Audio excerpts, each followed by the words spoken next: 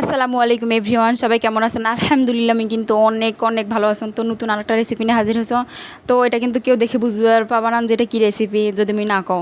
তো Facebook YouTube ঘাটতে ঘাটতে দেখো এক আপু এই কাণ্ড শুরু করে দিছে। তো মুই ভাবনো মোর কাছে তো একটা ইলিশ মাছের মাথা আছে, মুই এক্সপেরিমেন্টে চালাম আর কি।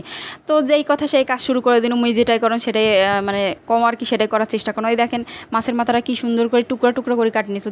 যত দূর পারছো তত দূর পর্যন্ত টুকরা টুকরা কিন্তু করে নিছো আর কি। নেওয়ার পরে যে লবণ, তারপর হচ্ছে হলুদের গুঁড়া মাখায় এখন এটা কিন্তু আমি ভাজি নেব। আজকে যে আমি রেসিপিটা বানাতেছিলাম এটা হচ্ছে ইলিশ মাছের মাথার আচার রেসিপি আর কি, মানে ইলিশ মাছের মাথার আচার আর কি বানাতেছিলাম। তো এই দেখেন সুন্দর করে মাখা চাকা দেওয়ার পর চলে গেলাম চুলার কাছে। তারপরে যেহেতু আচার বানাচ্ছি সেজন্য তো সরষের তেল অবশ্যই লাগবে। তারপর দেখেন সরষের তেল গরম হয়ে গেলে মাছের মাথাগুলো টুকরো করে রাখা সেগুলো এর মধ্যে দিয়ে দিন আর কি। তো তোমরা চিন্তা করবার পারতেছেন আজকে কি একটা দুর্দান্ত রেসিপি হবার যাতিছে। তো প্রথম মোর কাছে হাস্যকর লাগছিল, আসলে কি এটা খাওয়া যাবে কি না, জিনিসপাতিগুলো মোর নষ্ট হবে কি না। আরে না ভাই, এতটাই লোভনীয় এতটাই মজাদার হয়েছিল মানে বলার বাহিরে। তারপরে মাছের মাথাগুলো সুন্দর করে ভাজা হয়ে গেছে। একটা আমি মশলা তৈরি করে নিলাম, তার জন্য এই যে শুকনো মরিচ, জিরা আর নিছম সর্ষে নিছো আর কি। এই দেখেন মাছের মাথার গুলো সুন্দর করে ব্লেন্ডার করে নিছো, আর এই যে মশলাগুলো আদৌ থেতো করে বানিয়ে নিছো আর কি, গুঁড়ো করে নিছো আর কি। তো এই দেখেন তারপরে যে পেঁয়াজ নিছো কিছুটা পরিমাণে, এখানে বড় সাইজের একটা পেঁয়াজ নিছো। পেঁয়াজগুলো আমি বেরেস্তা করে নেব আর কি। সুন্দর করে বেরেস্তা করে নেওয়া হয়ে গেলে তুলে নেওয়ার পরে এই যে মশলাগুলো যে করে নিয়েছেন থেতো করা, সেগুলো এখন হচ্ছে আমি এই যে তেলের মধ্যে দিয়ে দেবো আর কি। এগুলো ফোড়ন হিসেবে চালে দেব। এই পর্যায়ে কিন্তু চুলার রাসটা একেবারে বন্ধ করে দিবেন, একেবারে যেন টিপু করে চলে। যদি জোরে দেন তাহলে কিন্তু পুড়ে যাবে, মশলাগুলো একেবারে বিশ্রী হয়ে যাবে, তখন কিন্তু আর খাইতে পারবেন না। তারপর দেখেন সুন্দর করে নাড়াচাড়া দিয়া তারপর এর মধ্যে অল্প পরিমাণে দিয়ে দিন হচ্ছে রসুন বাটা, তারপর অল্প পরিমাণে দিয়েছেন হচ্ছে আদা বাটা, আর কিন্তু কোনো কিছু না। দেওয়ার পর এখন মশলাটা সুন্দর মতো ভাজা করে নিতেছ।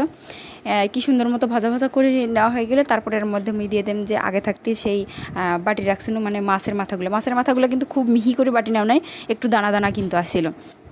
দেওয়ার পর এখন সুন্দর করে নাড়াচাড়া দিয়ে নিন। এই মুহূর্তে যে সুন্দর একটা ফ্লেভার আসছে সেটা যদি মন নাকে আসছে, তোমাদেরও নাকে আসবে, তোমরা যদি অবশ্যই বাসায় এই রেসিপিটা ট্রাই করেন।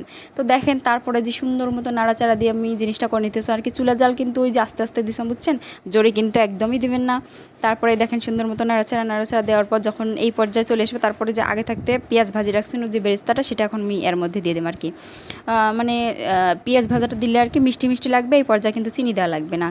তো চিনির কাজটা কিন্তু এই পেঁয়াজ ভাজাটাই কিন্তু করবে, পেঁয়াজ বেরেস্তাটাই কিন্তু করে দেবে আর কি। তো দেখেন কি সুন্দর নাড়াচাড়া দিয়ে আমি একবারে ঠিকঠাক করে নিতেছি।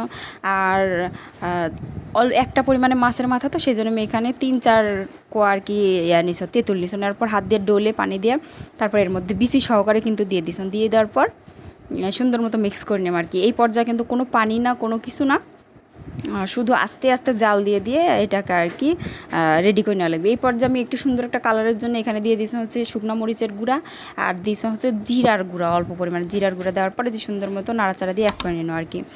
তো এই পর্যায়ে লবণটা একটু আমি চেক করে নিচ্ছি, লবণ কম হয়েছিল সেজন্য আমি লবণ দিয়েছি।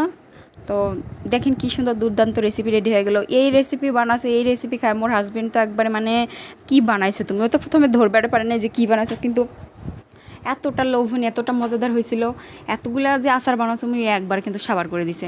তো মুই ভাবছো যে কীরকম হয় কি না হয়, সেই জন্য একটা মাছের মাথা দিয়ে বানাচ্ছো, কিন্তু মোর খুব ভুল হয়ে গেছে। 2টা মাছের মাথা দিয়ে বানালে কিন্তু খুব ভালো হইতো।